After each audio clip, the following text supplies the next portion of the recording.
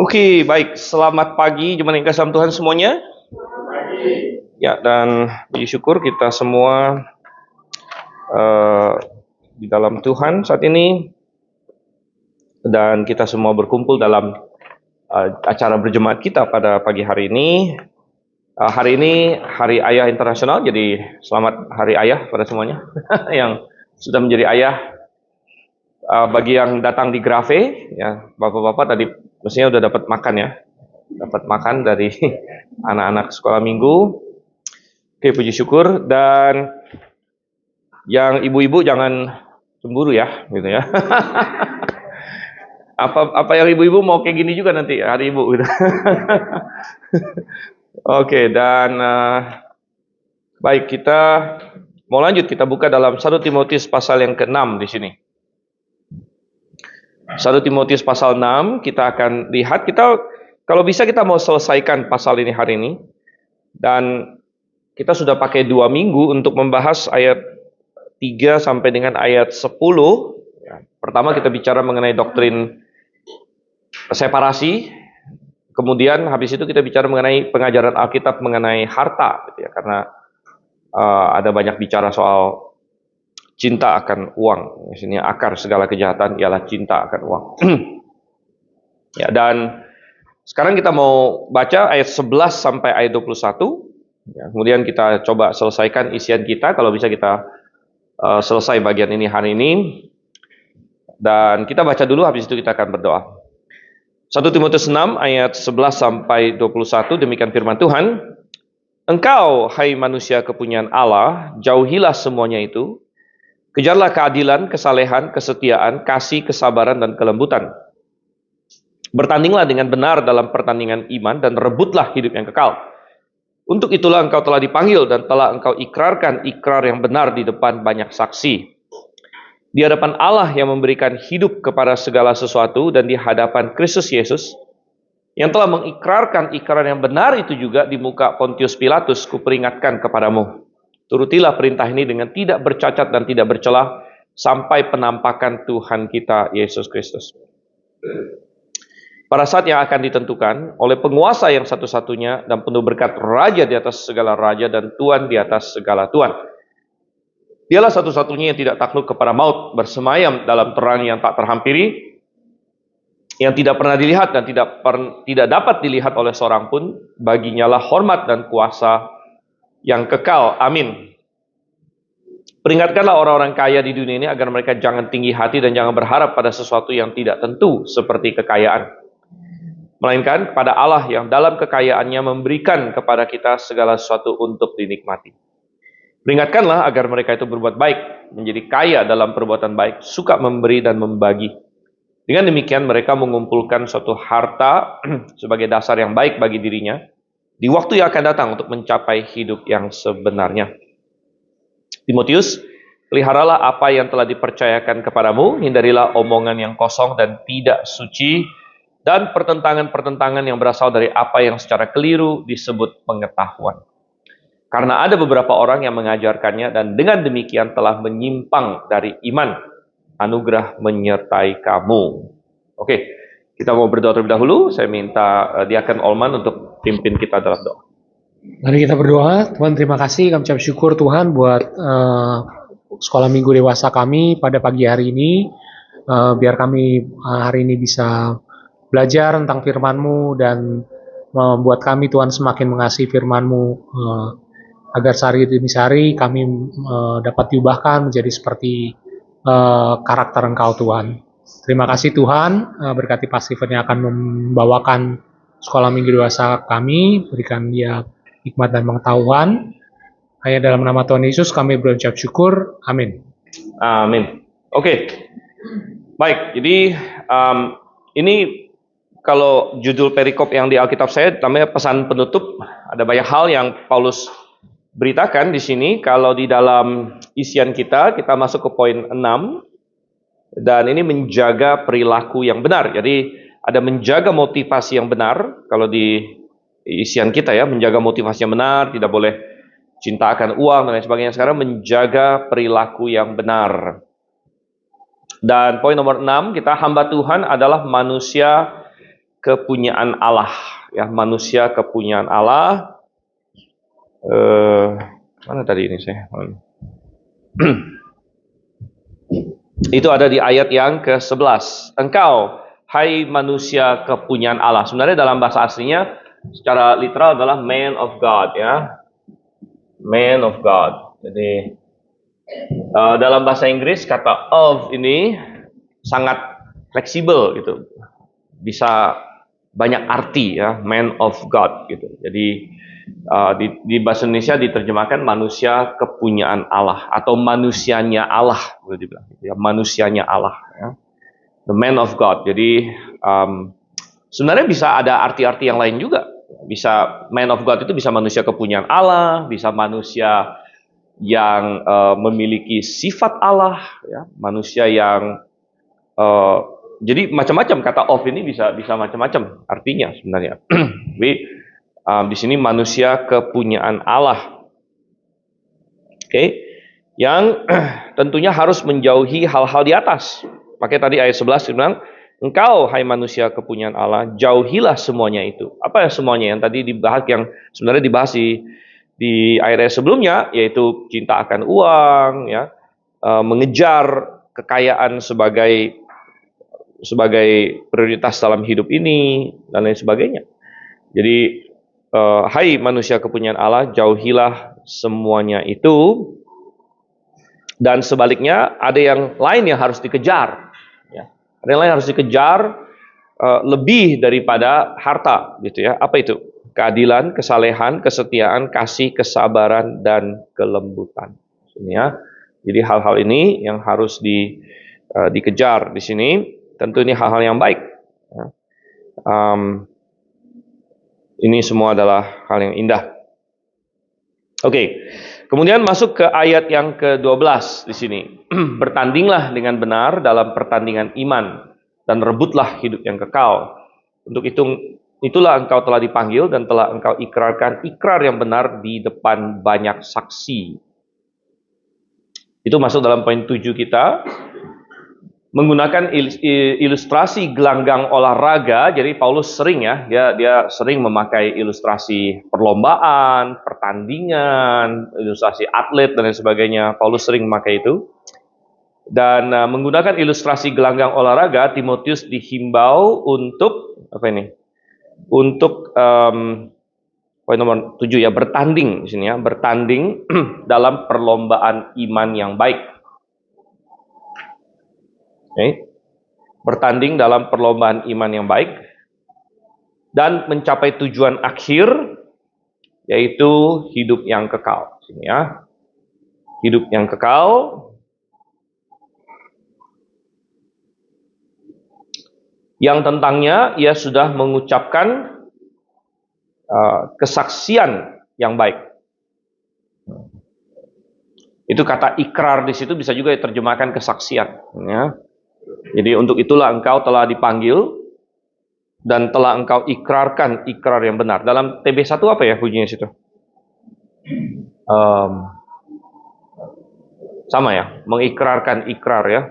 Telah engkau ikrarkan ikrar yang benar di depan banyak saksi. Jadi bisa juga diterjemahkan kesaksian. Okay. Jadi, nah, kadang-kadang ada orang yang bisa salah tangkap dengan ayat ini, di mana dikatakan bertandinglah dalam pertandingan iman dan rebutlah hidup yang kekal, katanya di sini, ya. Dan ada cara yang salah untuk memahami ini. Satu, kita salah kalau kita menganggap ayat ini mengajarkan keselamatan itu melalui usaha kita, gitu ya. Wah, rebut nih, jadi saya harus ini kan, saya harus ya mungkin saya harus ada pencapaian apa, gitu kan, harus ada perbuatan baik apa dan lain sebagainya. Dan itu tidak mungkin adalah apa yang Paulus maksudkan, karena ya, di sepanjang surah-surah Paulus dan juga firman Tuhan yang lain, ya, sangat jelas dia mengajarkan bahwa keselamatan bukanlah melalui usaha kita, ya.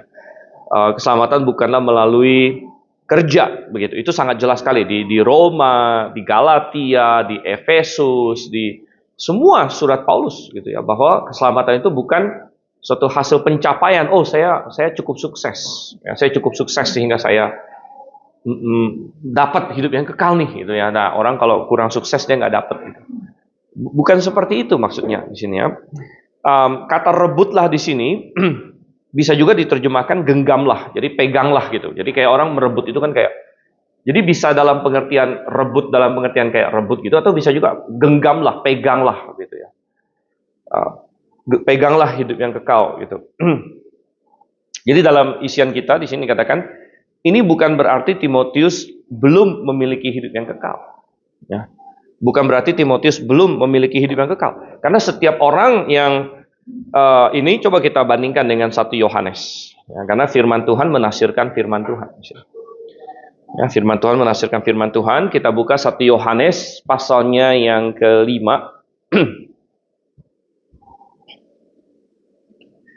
Oke, dan kita bisa baca ayat 11 sampai 13. Ini 3 ayat yang sangat indah dan bisa menjadi jaminan bagi kita. 1 Yohanes 5 ayat 11 sampai 13. Inilah kesaksian itu, Allah telah mengaruniakan hidup yang kekal. Jadi kata kuncinya kan hidup yang kekal kepada kita, dan hidup itu ada di dalam anaknya. Siapa yang memiliki anak, yang memiliki hidup. Siapa yang tidak memiliki anak, ia tidak memiliki hidup. Nah, ayat 13. Semua ini kutuliskan kepada kamu supaya kamu yang percaya kepada nama anak Allah tahu bahwa kamu memiliki hidup yang kekal. Ya, jadi berdasarkan ayat ini dan banyak ayat yang lain lagi, ya, orang yang sudah beriman kepada Yesus Kristus itu memiliki hidup yang kekal. Memiliki, ya, sudah memiliki hidup yang kekal. Dan itulah yang tadi kalau kita balik lagi ke 1 Timotius 6 tadi ya, ayat 12. Itulah kesaksian itu yang dikatakan. Untuk itulah engkau telah dipanggil dan telah engkau ikrarkan ikrar yang benar itu tadi. Ya. Engkau telah mengucapkan suatu pengakuan yang benar. Ya, suatu kesaksian yang benar bahwa engkau percaya, gitu kan. Bahwa engkau beriman kepada anak Allah. Ya, di depan banyak saksi. Dan ya, Timotius sudah memiliki hidup yang kekal. Tetapi dia disuruh untuk bertanding dalam pertandingan iman, ya, dan untuk merebut hidup yang kekal, atau istilahnya, dan genggamlah hidup yang kekal. Ya. Genggamlah, peganglah hidup yang kekal. Ya. Jadi dalam isian kita ini bukan berarti Timotius belum memiliki hidup yang kekal, dia sudah memiliki hidup yang kekal, tetapi bahwa keselamatan kita belum mencapai titik akhir memang. Ya. Keselamatan kita belum mencapai titik akhir dan kita harus memelihara iman. Ya. Kita harus memelihara iman. Jadi Timotius sudah memiliki iman itu. Ya, dia sudah mengikrarkan ikrar yang benar. Dia sudah mengucapkan pengakuan yang benar depan banyak saksi. Berdasarkan 1 Yohanes 5, dia sudah memiliki hidup yang kekal. Tapi Paulus bilang, ya peganglah hidup yang kekal itu. Ya, peganglah. Ya, dan bertandinglah dalam pertandingan iman yang benar. Saya sudah pernah kasih ini juga, tapi bagus juga untuk mengingatkan, ya, bahwa keselamatan kita itu bisa dilihat dari 3 aspek, ya. Aspek masa lalu, past itu masa lampau. Ya, kemudian present itu berarti masa kini. Ya, kemudian future. Future ini masa mendatang, masa depan. Ya, jadi keselamatan bisa kita lihat dari tiga aspek ini, ya. Dimana bagi seseorang, kayak misalnya kita sekarang adalah orang yang percaya kepada Yesus, kan, maka apa yang sudah terjadi pada kita, yang sudah terjadi pada kita adalah kita sudah dibenarkan, ya, telah dibenarkan, ya. Artinya kita sudah dikasih status orang benar. Makanya kita bisa disebut orang-orang kudus, kan? Kita telah apalagi dilahir barukan. Ya, kita telah dilahir barukan. Jadi telah dibenarkan, telah dilahir barukan. Ya. Dan ini ini yang terjadi di sini. Dan ya macam-macam lagi kita bisa bilang telah. Kalau dilahir barukan ya berarti telah diadopsi. Adopsi diangkat menjadi anak, jadi anak-anak Allah. Jadi ini adalah hal-hal yang keselamatan dari sudut pandang past. Apa yang sedang terjadi sekarang? Ya. Yang sedang terjadi contohnya kita sedang dikuduskan karakternya.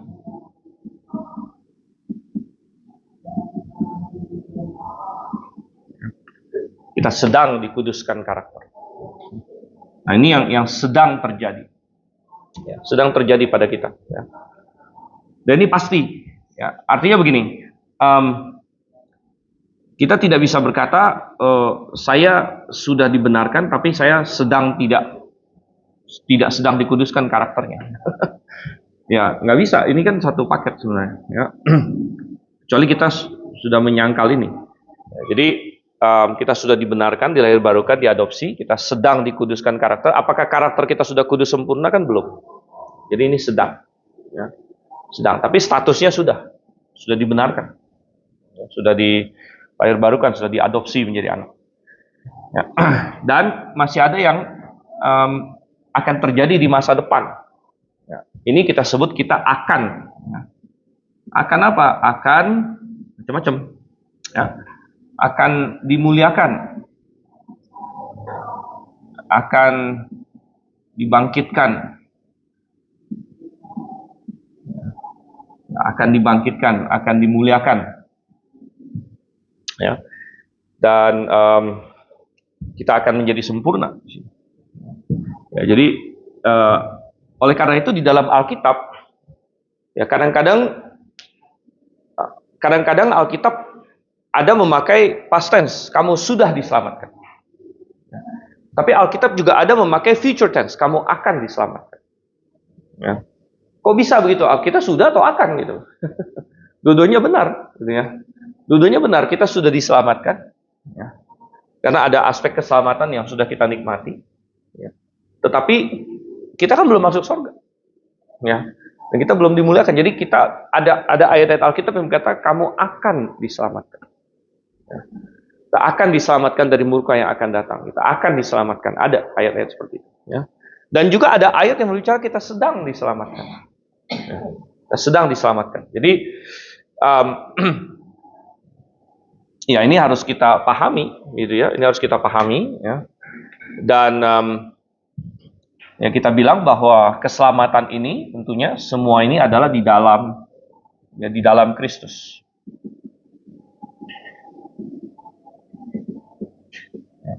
Semua keselamatan ini di dalam Kristus, ya, Kristus yang mengerjakan semuanya.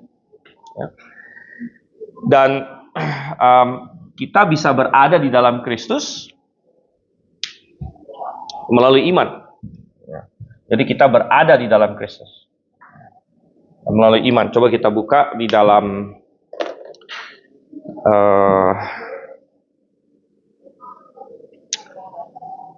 coba saya cari dulu ya.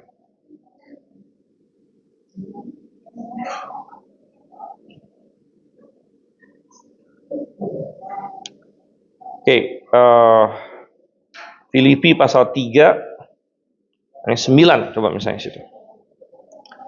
Ya, Filipi pasal 3 ayat 9.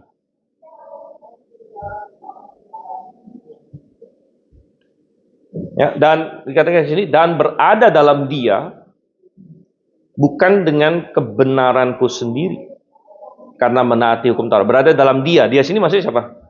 Yesus pastinya ya. Berada di dalam Dia, di dalam Yesus. Bukan dengan kebenaranku sendiri. Kenapa kita bisa berada di dalam Yesus? Karena ini semua keselamatan ini ada di dalam Yesus. Tadi di 1 Yohanes juga Allah memberikan hidup yang kekal di dalam putranya atau anaknya. Ya, barang siapa memiliki anak, dia memiliki hidup.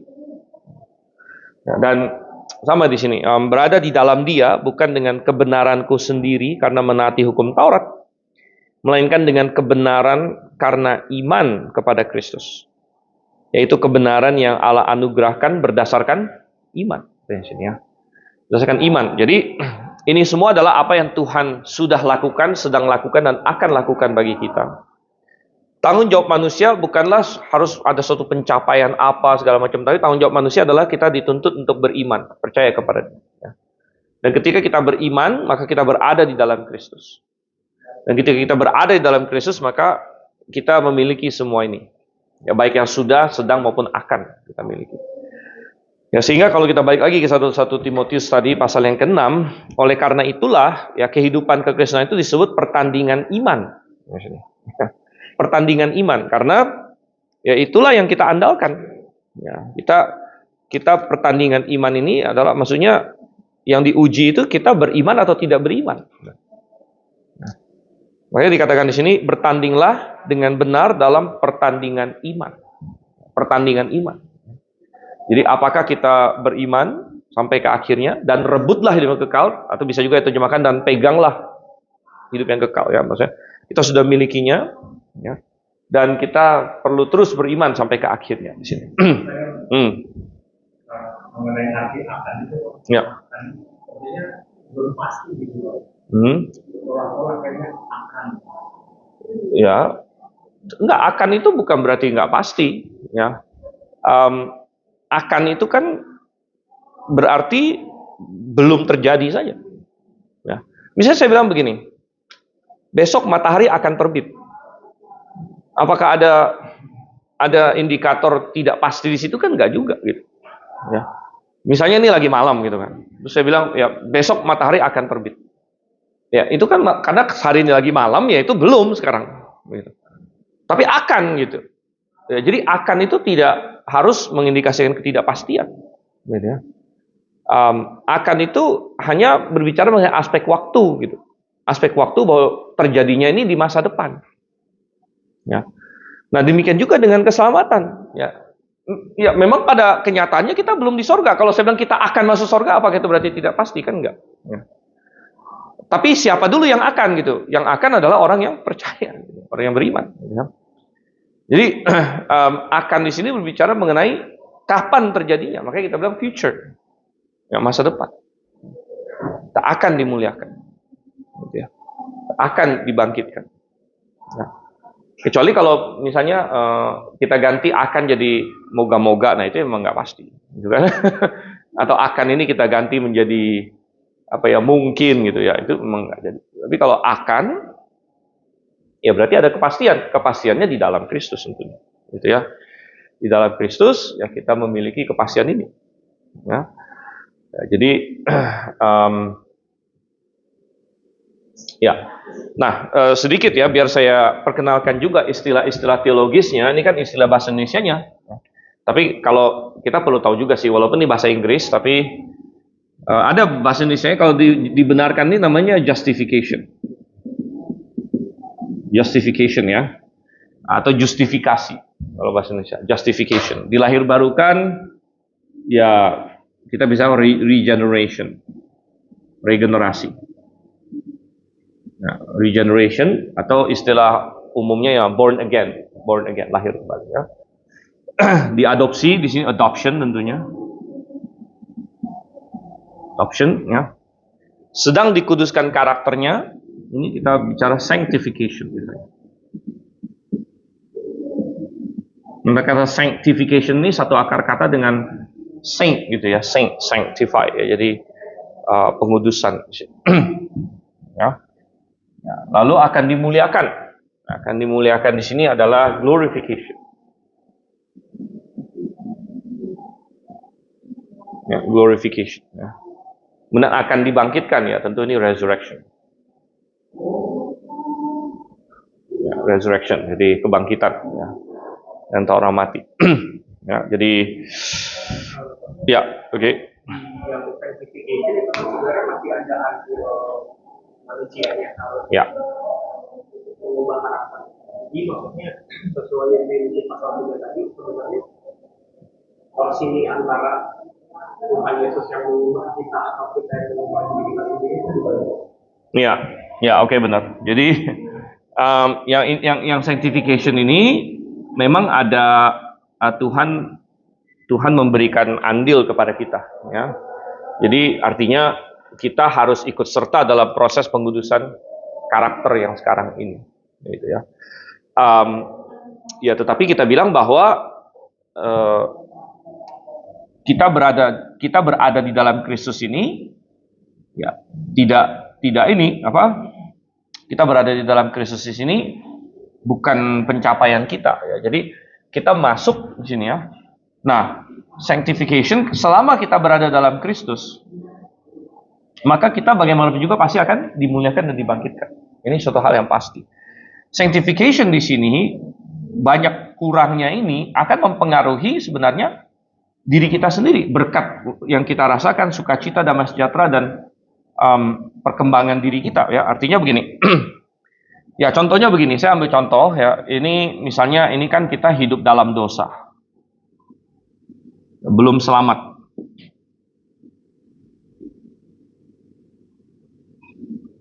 Nah, ini masuk sorga, kudus penuh.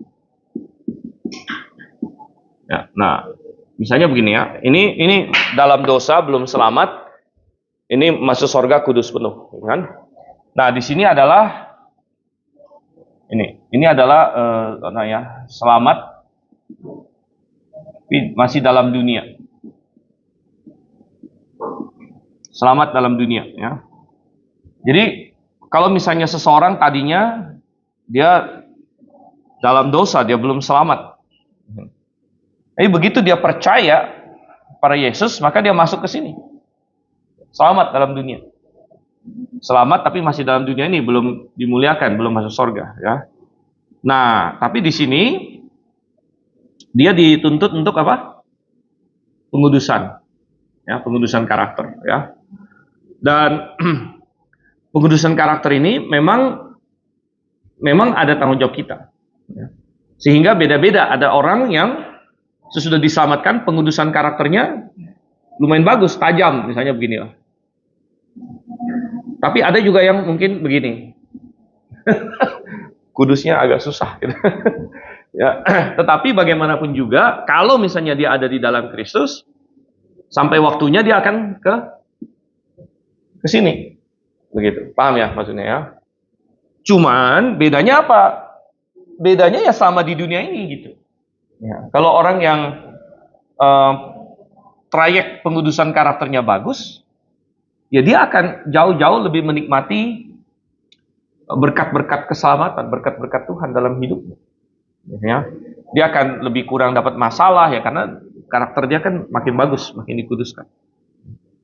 Nah, mungkin ada orang Kristen yang pengudusan karakternya agak tersendat-sendat begitu. Tersendat-sendat ya. Ya memang sih kalau akhirnya dia mati di dalam Tuhan ya tetap juga masuk sini.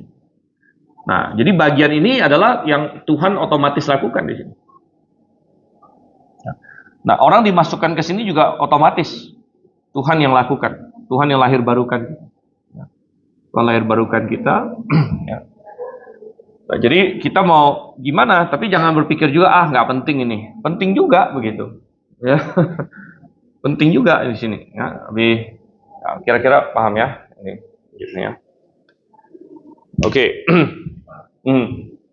Yang dimaksud dengan pertandingan iman ini adalah diri kita sendiri, bukan kepada sesama manusia. Ya, diri kita sendiri. Ya. Tapi orang lain itu bisa jadi kayak semacam apa ya? Pembanding dan contoh aja gitu. Ya. Kayak istilahnya kayak lomba lari, semua yang finish dapat hadiah. Ada yang larinya cepat, ada yang larinya pelan gitu kan. Tapi yang penting finish aja lah gitu. Yang penting finish. Tapi kita bisa lihat orang lain menjadi pemicu bagi kita. Gitu ya. Wah, kok dia kenceng larinya nih. Saya juga bisa gitu. Jadi ini kita bisa ini ya. Tapi tiap-tiap orang memang beda-beda kan situasi hidupnya ya. Tapi ya memang kita fokus diri kita dengan Tuhan. Ya, pertandingan iman. Ya. Orang lain bisa jadi inspirasi bagi kita, bisa mendukung kita, tapi ya memang iman itu pribadi kita. Ya. Oke, baik, kita lanjut lagi. Poin nomor 8 dalam isian di sini. Ya. Perintah ini harus dijaga sampai kedatangan kembali Yesus Kristus. Ya. Itu ayat 14 di sini. Turutilah perintah ini dengan tidak bercacat, tidak bercela sampai penampakan Tuhan kita Yesus Kristus. Penampakan di sini bicara mengenai dia datang kembali. Yang waktunya belum diketahui oleh kita. Ya, ayat 15. Pada saat yang akan ditentukan oleh penguasa yang satu-satunya dan penuh berkat. Jadi waktunya kita tidak tahu, akan ditentukan oleh siapa di sini? Penguasa yang satu-satunya dan penuh berkat ini siapa maksudnya? Ya. Kita bisa bicara Yesus, ya, tapi di sini lebih tepat adalah Allah Bapa maksudnya. Ini ya. Mengapa demikian? Karena lanjut ke ayat 16. Ini pada saat yang akan ditentukan oleh penguasa yang satu-satunya dan penuh berkat, Raja dari segala raja, Tuhan dari segala Tuhan. Memang istilah Raja dari segala raja itu sering mengacu kepada Yesus. Tapi di ayat ini lebih cocok mengacu kepada Allah Bapa karena ayat 16-nya. Ya, di mana dikatakan dialah di sini maksudnya mengacu kayak 15 ini kan penguasa yang satu-satunya itu, raja yang di atas segala raja, Tuhan di atas segala Tuhan. Ayat 16-nya, dialah satu-satunya yang tidak takluk kepada maut, bersemayam dalam terang yang tak terhampiri, yang tidak pernah dilihat dan tidak dapat dilihat oleh seorang pun. Ya, jadi tidak pernah dilihat dan tidak dapat dilihat, sepertinya bukan mengacu kepada Yesus Kristus, ya pribadi. Memang Yesus adalah Allah, pribadi Putra, ya. Tapi ini lebih spesifik lagi mengacu kepada pribadi Bapa di sini. Ya, Bapa adalah yang ini ya, yang tidak pernah dilihat, tidak dapat dilihat di sini. Oke, jadi itu di poin nomor 8 kita. Penguasa satu-satunya, Raja segala raja, Tuhan segala Tuhan. Ya, titel ini dimiliki oleh Yesus juga, tetapi di sini mengacu kepada Allah Bapa. Ya, mengacu pada Allah Bapa yang tidak takluk kepada maut dan tidak pernah dan tidak dapat dilihat. Ya. Tidak pernah, tidak dapat dilihat. Oke, lanjut lagi di sini. Ayatnya yang ke-17 sampai 21 tadi. Oke. Dan itu masuk ke poin nomor 9 kita. Timotius harus mengarahkan manusia ke pandangan yang rohani. Jadi tugas dia sebagai hamba Tuhan, ya, menjaga pelayanan yang benar. Menjaga pelayanan benar, salah satu fungsi dari manusia kepunyaan Allah, yang bukan hanya gembala tentunya, sebenarnya kita semua adalah hamba Tuhan. Salah satunya adalah kita mau membuat orang semakin memiliki pandangan yang rohani. Bisa melihat dunia ini sebagaimana adanya, ya, realnya di hadapan Tuhan. Ya. Oleh karena itu di ayat 17, peringatkanlah orang-orang kaya di dunia ini agar jangan tinggi hati. Ya. Jadi minggu lalu kita sudah bahas, kekayaan itu bisa dianggap sebagai berkat dari Tuhan. Ya, jadi tidak ada yang salah juga dengan kekayaan, ya, dengan sendirinya. Tetapi kekayaan bisa menimbulkan banyak masalah rohani kalau kita tidak berhati-hati. Ya. Nah, tetapi kekayaan itu sendiri netral. Ya, itu bisa adalah berkat Tuhan atas pilihan hidup yang baik, atas kerajinan, ya, atas keahlian yang dimiliki, lain sebagainya. Jadi tidak ada yang salah dengan kekayaan itu sendiri. Ya, tetapi kalau kita berfokus kepada kekayaan dunia ini, ya, maka kita akan cepat sekali menyimpang. Dan oleh karena itu, kalau orang memang sudah Tuhan berkati dengan kekayaan, nah ini nasihat firman Tuhan. Ya. Peringatkanlah orang-orang kaya di dunia ini agar mereka jangan tinggi hati. Ya, jangan tinggi hati. Jangan karena kekayaan mempengaruhi karakter kita. Ya, mempengaruhi cara kita memperlakukan orang lain dan lain sebagainya. Ya. Yang kadang-kadang terjadi kepada orang-orang kaya. Dan jangan berharap kepada sesuatu yang tak tentu seperti kekayaan. Ya. Nah, ini agak sedikit berbeda dengan orang dunia nih. Orang dunia berpikir kekayaan itu sangat tentu gitu, sangat ya itulah yang bisa dipegang. Bahkan kalau kita bilang, oh kamu ngomongin sorga, kamu belum pegang sorga. Ya, kalau saya punya duit ini udah saya pegang gitu kan. ini duit nih depan mata nih gitu kan. Nah ini barang yang real gitu kan. Kamu ngomongin iman, sorga segala macam, memang kamu pernah makan gitu kan. Kamu pernah pegang kan? Nggak pernah katanya gitu kan. Nah, jadi orang dunia malah berpikir sebaliknya bahwa harta seperti tanah, rumah, barang-barang fisik yang bisa mereka pegang itu adalah sesuatu yang sangat real dan sangat pasti dan sangat tentu gitu bagi mereka. Ini ya. Sedangkan apa yang kita omongkan, iman, Tuhan, sorga, ya segala macam itu mana?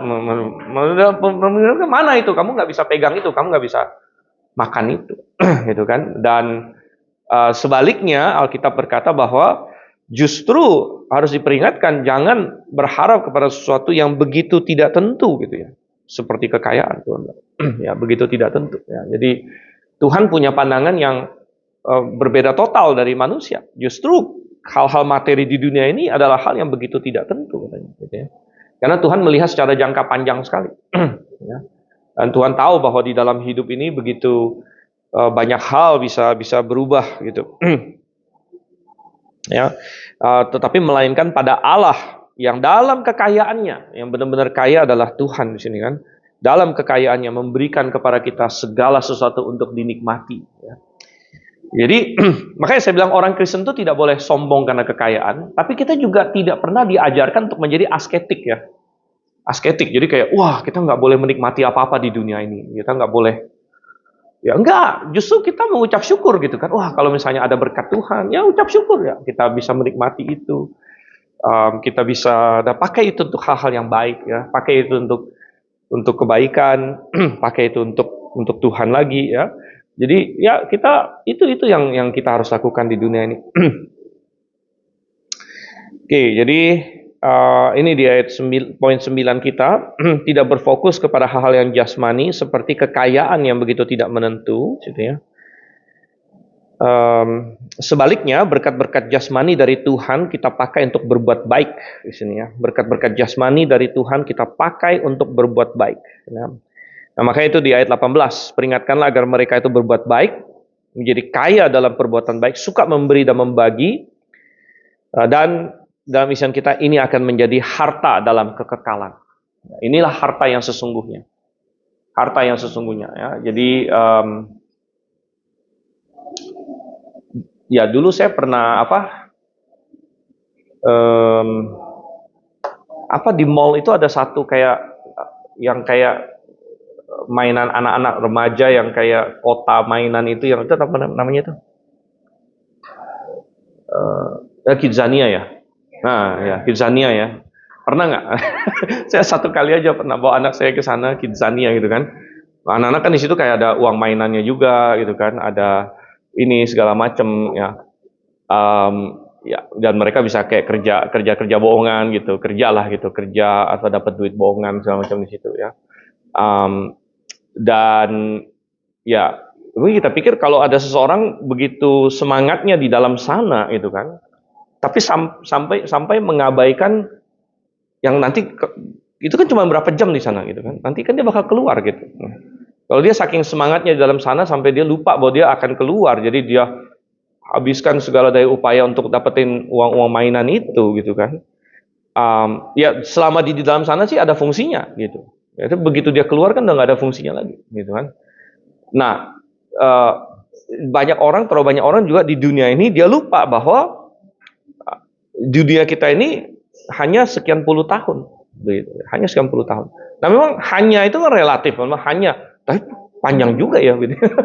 Sekian puluh tahun ini kalau sengsara ya sengsara juga gitu. Ya, cuman itu sangat relatif itu ya. Jadi kita bandingkan dengan apa? Ya, kita bandingkan dengan apa? Ya. Dan kalau kita bandingkan dengan kekekalan, memang sangat sebentar ya. Dan Tuhan sudah bilang, ya kumpulkanlah harta di sorga, ya, tumpuklah kekayaan di sorga. Ya. Dan di sini juga jelas di sini ya, berbuat baik ayat 19 dengan demikian mereka mengumpulkan suatu harta sebagai dasar yang baik bagi dirinya di waktu yang akan datang untuk mencapai hidup yang sebenarnya. Ya. Jadi hidup kita di dunia ini belum hidup yang sebenarnya bahkan katanya. Nah, ini adalah persiapan untuk kekekalan, begitu. Persiapan untuk kekekalan. Jadi, ya luar biasa sekali. Oke, terakhir poin 10, Timotius perlu memelihara apa yang dipercayakan kepadanya. Itu ayat yang ke-20 di situ. Ya. Dalam konteks surat ini adalah ya, Injil dan iman yang benar. Ya, Injil dan iman yang benar. Jadi, hai Timotius, peliharalah apa yang telah dipercayakan kepadamu. Apa itu? Injil, iman yang benar. Ia tidak boleh terpengaruh oleh pengetahuan yang salah. Ya. Jadi, hindarilah omongan yang kosong dan tidak suci dan pertentangan-pertentangan yang berasal dari apa yang secara keliru disebut pengetahuan, atau apa yang secara salah disebut pengetahuan. Orang Kristen tidak ada masalah dengan pengetahuan, asal pengetahuan yang benar. Ya. Science, apa arti science? Science itu artinya mengetahui sebenarnya. Ya, pengetahuan itu arti science. Ya. Dan kita sama sekali tidak anti science. Kita sangat senang science karena yang ciptakan dunia ini kan Tuhan. Ya. Jadi yang ciptakan science adalah Tuhan sebenarnya. Ada Tuhan yang ciptakan dunia yang diselidiki oleh science.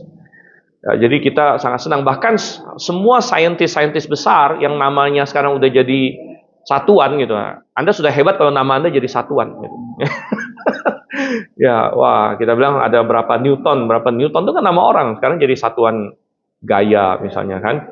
Wah, Anda sudah hebat. Dan Anda perhatikan semua orang ilmuwan-ilmuwan hebat yang namanya udah masuk dalam fisika itu ya. Itu orang Kristen. Ya, mereka adalah orang Kristen. Bahkan Isaac Newton, dia lebih banyak menulis teologi daripada menulis sains. Jadi banyak buku-buku Newton itu tentang teologi bahkan, gitu ya. Itu luar biasa sekali ya. Jadi banyak saintis sekarang kan ateis, tapi mereka berdiri di atas pundak saintis-saintis Kristen yang hebat di masa lalu sebenarnya. Ya. Jadi tidak ada masalah dengan pengetahuan, tidak ada masalah dengan sains, tapi ada masalah dengan apa yang secara keliru disebut pengetahuan. Ya. Secara keliru disebut pengetahuan, jadi secara salah diklaim sebagai sains, padahal adalah asumsi-asumsi di sini ya. Ya, dan kita bicara banyak dengan itu. Dan ayat 21, karena ada beberapa orang yang mengajarkannya dengan demikian telah menyimpang dari iman. Ya, jadi itu isian terakhir kita, dan yang akan menyimpangkan orang dari iman, ya, pengetahuan yang salah itu. Ya, misalnya mereka berkata bahwa ya akhirnya menjadi evolusi dan lain sebagainya, dikemas sebagai sains. Itu hal yang kacau. Oke, baik. Dengan demikian kita selesai 1 Timotius. Minggu depan kita tidak ada sekolah minggu dewasa, tapi jangan datang jam 10, datang jam 9. Karena kebaktian kita minggu depan jam 9 mulainya ya. HUT kita jam 9 mulainya. Jadi ya tentu datang sebelumnya. Ya.